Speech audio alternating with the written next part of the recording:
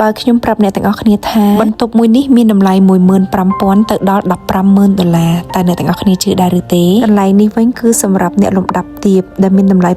$900 នៅក្នុងមួយគ្រែហើយបើសិនជាអ្នកទាំងអស់គ្នាក៏លេខមកដល់ទីនេះមានចំណាំទេថានេះនៅក្នុងរឿងមួយណាមិនខុសទេនេះគឺជាសារមន្ទីរនៃបំណែកកំទេចកំទីដែលរកឃើញក្រោមបាតសមុទ្ររបស់កប៉ាល់Titanic ឬក៏គេហៅថា Titanic កប៉ាល់ Titanic ឬក៏ Titanic ត្រូវបានលិចចូលទៅក្រោមបាតសមុទ្រអាត្លង់តិកនៅក្នុងថ្ងៃទី 15 ខែមេសា ឆ្នាំ 1912 ដែលបានឆក់យកនូវជីវិតអ្នកដែលស្លាប់រាប់ពាន់នាក់ហើយកន្លែងនេះគឺជាទិដ្ឋភាពចម្លងនៃបន្ទប់ស្នាក់នៅដែលមានតម្លៃទាបបំផុតនៃមនុស្សកម្រិតទាបដែលគេហៅថា The Third Class ដែលគេបានរៀបចំផ្លូវដើរនិងបន្ទប់ឲ្យដូចបេះបិទទៅនឹងទិដ្ឋភាពជាក់ស្ដែងនៅក្នុងកប៉ាល់ Titanic នោះដែលបន្ទប់នេះមាន 4 គ្រែហើយមានតម្លៃ $900 រីឯទូកញ្ចក់នេះគឺជាបំណែកពិតដែលលើក្រោមបាតសមុទ្ររបស់មនុស្សនៅ The Third Class ខ្ញុំនឹងនាំអ្នកទាំងអស់គ្នាទៅមើល First and Second Class ដែលជាមនុស្សលំដាប់អភិជននិងជាអ្នកមានស្តុកស្ដម្ភបើអ្នកទាំងអស់គ្នាធ្លាប់មើលរឿង Titanic អ្នកទាំងអស់គ្នានឹងចាំបាននៅ staircase មួយនេះឬក៏ជណ្ដើរនៃពួកអភិជនដែលតួប្រុសនិងតួស្រីបានសន្យាថានឹងជួបគ្នាទោះបីជាគាត់ស្លាប់ហើយក៏ដោយនេះគឺជាទិដ្ឋភាពចម្លងគេនិយាយថាដូចបេះបិទទៅនឹងទិដ្ឋភាពពិតនៅក្នុងកប៉ាល់ Titanic នៅឆ្នាំ 1912 ដែលជាជណ្ដើរនៃក្រុមបុគ្គលអភិជនចេញចូលនិងចុះឡើងទៅតាមទីតាំងស្នាក់នៅរៀងៗខ្លួនដោយនៅឆ្នាំ 1912 នោះគឺគេបែងចែកវណ្ណៈឋានៈដាច់ដោយឡែកតែម្ដងបុគ្គលលំដាប់ខ្ពស់លំដាប់កណ្ដាលនិងលំដាប់ទាបហើយទីនេះគឺជាបន្ទប់ស្នាក់នៅរបស់បុគ្គលអភិជនទាំងនោះដែលគេបានអះអាងថាបើប្រៀបធៀបជាមួយនឹងលុយសម័យនេះគឺមានតម្លៃ 15,000 ទៅដល់ $15,000 នៅក្នុងមួយបន្ទប់នេះវិញគឺជារបស់របរចានក្បានដែលរើសមកពីបាតសមុទ្រនៅក្នុងកប៉ាល់ Titanic ដែលជាសម្ភារៈចានក្បានទុកបម្រើជូនទៅដល់បុគ្គលអភិជនទាំងនោះនៅពេលមានការទទួលទានអាហារដោយសារបំណែកទាំងអស់នោះគឺធ្លាក់ចូលទឹកអញ្ចឹងគឺយើងអាចរកឃើញបំណែកខ្លះគឺនៅសល់ទាំងមូលអញ្ចឹងតែម្ដងនិងបំណែកខ្លះទៀតក៏បានបាក់បែកឆ្លុះបញ្ជាក់ឲ្យយើងដឹងថាតើបុគ្គលនៅសម័យនោះគាត់ប្រើប្រាស់សម្ភារៈបែបណាខ្លះនិយាយថាកាលពីនៅចំនួននោះមានមនុស្សជាច្រើនបានធ្វើអន្តោប្រវេសន៍មកកាន់សហរដ្ឋអាមេរិកពីតំបន់ទ្វីបអឺរ៉ុបហើយកប៉ាល់ Titanic បានជិះពីទ្វីបអឺរ៉ុបមកដល់ទីក្រុង New York សហរដ្ឋអាមេរិកហើយបណ្ដាលឲ្យមានការលិចលង់នៅក្រោមបាតសមុទ្រអាត្លង់តិកនៅតាមជញ្ជាំងនីមួយៗគឺគេបានប្រាប់យើងអំពីប្រវត្តិនិងរឿងរ៉ាវរបស់បុគ្គលម្នាក់ៗដែលបានលេចស្លាប់នៅក្រោមបាតសមុទ្រនោះហើយទិដ្ឋភាពនេះគឺជាទិដ្ឋភាពផ្លូវដើរទៅកាន់អ្នកលំដាប់កណ្ដាលនិងចានក្បានអាហារសម្រាប់អ្នកលំដាប់កណ្ដាលនៅសម័យនោះមានឬមិនមានគឺគេមើលទៅលើទឹកក្តៅទឹកត្រជាក់បើសិនជានៅក្នុងបន្ទប់នោះមានបំពាក់ទឹកក្តៅទឹកត្រជាក់គឺមានន័យថាបន្ទប់នោះគឺមានតម្លៃខ្ពស់ខ្លាំងមែនទែនហើយនៅចំនួននោះសម្រាប់ឋានៈត្រូវបានបែងចែកដោយសម្ភារៈមួយដែលគេហៅថា chandelier ឬក៏អំពូលរំយោលដែលដាក់នៅក្នុងបន្ទប់ដែលបន្ទប់ណាមានអំពូលរំយោលនេះគឺជាអ្នកលំដាប់អភិជននេះគឺជាលុយក៏ដូចជាឃើញសន្លឹកបៀដលេងក៏ដូចជាកាយគេបានរកឃើញបន្ទាប់ពីកប៉ាល់លិចរួចរាល់ហើយនេះគឺជាទិដ្ឋភាពចម្លងមួយទៀតហើយបងប្អូនទាំងអស់គ្នានៅពេលដែលយើងដើរចេញមកខាងក្រៅកប៉ាល់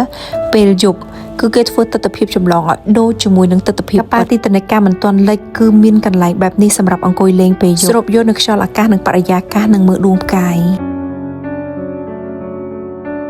នៅក្នុងបន្ទប់នេះគឺគេបើកខ្យល់ឲ្យបក់ឲ្យខ្លាំងដូចជាយើងនៅខាងក្រៅកប៉ាល់មែនតើជាមួយនឹងការបូករួមនៅភាពត្រជាក់របស់ខ្យល់ចំណែកអានេះវិញគឺជាដុំទឹកកកមិនមែនជាដុំទឹកកកដែល Titanic បុកនោះទេតែគឺជាដុំទឹកកកដែលមានអង្សាននិងសីតុណ្ហភាពប្រហាក់ប្រហែលទៅនឹងដុំទឹកកកដែលមនុស្សបានលិចលង់នៅក្នុងនោះវាត្រជាក់ដល់ថ្នាក់យើងចុកឈឺបាតដៃបងប្អូនទាំងអស់គ្នាហើយគេបានអះអាងថា 90% នៃអ្នកស្លាប់មិនមែនស្លាប់ដោយសារលង់ទឹកទេគឺស្លាប់ដោយសារទ្រាំនឹងភាពត្រជាក់មួយនេះមិនបានហើយនេះគឺជាការដកស្រង់នៃសម្ដីពេលដែលកប៉ាល់កំពុងតែលិចចុះទៅក្រោមបាតសមុទ្រនៃបុគ្គលនីមួយៗនៅមុនពេលដែលគាត់ត្រៀមខ្លួនស្លាប់ដោយសារការលិចកប៉ាល់ឯនេះវិញគឺជាវីដេអូឯកសារនៅពេលដែលគេចុះទៅដល់ខាងក្រោមគឺគេបានឃើញចាននៅកន្លែងចង្ក្រានបាយគេបានឃើញវត្ថុអ្វីផ្សេងទៀតហើយនេះគឺជារូបភាពចម្លងមួយទៀតហើយ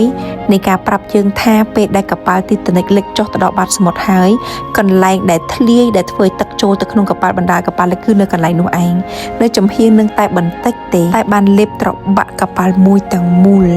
ហើយនេះគឺជាបំណែកនៃកប៉ាល់ដែលគេបានរកឃើញពីក្រោមបាតសមុទ្រហើយគេលើកយកមកតាំងនៅទីនេះនេះគឺជាបំណែកកប៉ាល់ពិតហើយបំណែកកប៉ាល់នេះគឺជាបំណែកតូចមួយនៅខាងស្ដាំកប៉ាល់ដែលគេបានមានជាវីដេអូឯកសារថាអ្នកដែលចុះទៅរុករកបាតសមុទ្រពិតជាបានលើកបំណែកនេះមកឲ្យអ្នកទាំងអស់គ្នាបានឃើញនៅទីនេះមែន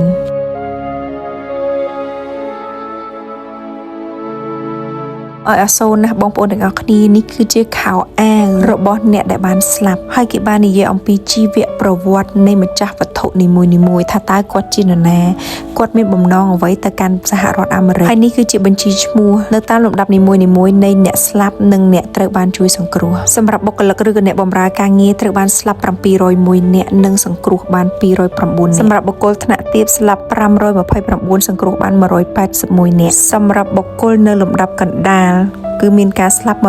168នាក់និងសង្គ្រោះបាន116នាក់ចំណែកឯបុគ្គលអភិជនគឺមានការស្លាប់125នាក់និងសង្គ្រោះបាន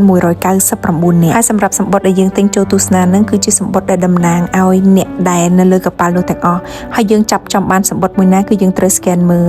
នាងខ្ញុំចាប់បានសម្បត្តិរបស់មនុស្សម្នាក់ឈ្មោះអេលីណាដែលគាត់បានស្លាប់ដោយការលិចកប៉ាល់នោះរួចរាល់ហើយចំណែកឯគ្រួសាររបស់ខ្ញុំវិញគឺគាត់បានចាប់ចំសម្បត្តិមួយចាដែលពេលដែល scan ទៅគឺអ្នកដែលជាម្ចាស់សម្បត្តិនោះគឺនៅរស់រានមានជីវិតនៅឡើយទេមិនបានស្លាប់ដោយការលិចលង់កប៉ាល់គឺត្រូវបានជួយសង្គ្រោះនេះខ្ញុំសូមធ្វើការគោរពទៅដល់វិញ្ញាណក្ខន្ធអ្នកដែលស្លាប់ទាំងអស់សូមឲ្យទៅកាន់សុគតិភពកុំបីឃ្លៀងឃ្លាតឡើយខ្លះដែលអត់ចង់ចាស់អ្នកណាខ្លះដែលចង់មានស្បែកមុខស្អាតសកលោមម៉ត់តឹងរលោងក្មេងជាងវ័យបងប្អូនយកជាមួយនឹង collagen ពេញប៉ោះ crystal នេះទៅណាបងប្អូនទាំងអស់គ្នាពេញប៉ោះ crystal គឺនាំចូលមកពីប្រទេសជប៉ុនធានាថាធ្វើឲ្យស្បែករបស់អ្នកទាំងអស់គ្នាស្អាតជាងពីខាងក្នុងមកខាងក្រៅស្បែកដែលក្មេងខ្ចីបៀមទឹកស្បែកដែលមានតែភាពម៉ត់រលោងស្បែកដែលតឹងរលោងខ្ចីអញ្ចឹងណាបងប្អូនទាំងអស់គ្នាគ្មានមុនគ្មានស្នាមគ្មានចងគ្មានអាចរយនោះទេកុំភ្លេចជាមួយនឹងចាហួយពេញប៉ោះ crystalញ៉ាំទៀតឲ្យខ្ញុំកុំឃើញខ្ញុំហូបច្រើនអញ្ចឹងណាមកដល់ផ្ទះគឺខ្ញុំតែងតែដាក់កាហ្វេរំដួលមួយឲ្យបងប្អូនព្រោះកាហ្វេនេះគឺជួយសម្រក់គីឡូដុតខ្លាញ់ដើមដៃខ្លាញ់បឺកខ្លាញ់ក្បាលពោះឲ្យយើងតូចស្រឡូនញ៉ាំអីក៏មិនធាត់ដែរសម្រាប់ឲ្យស្បែកវិញចង់សមរលោងស្មើបែបនេះកុំភ្លេចចាហួយពេញប៉ោះ crystal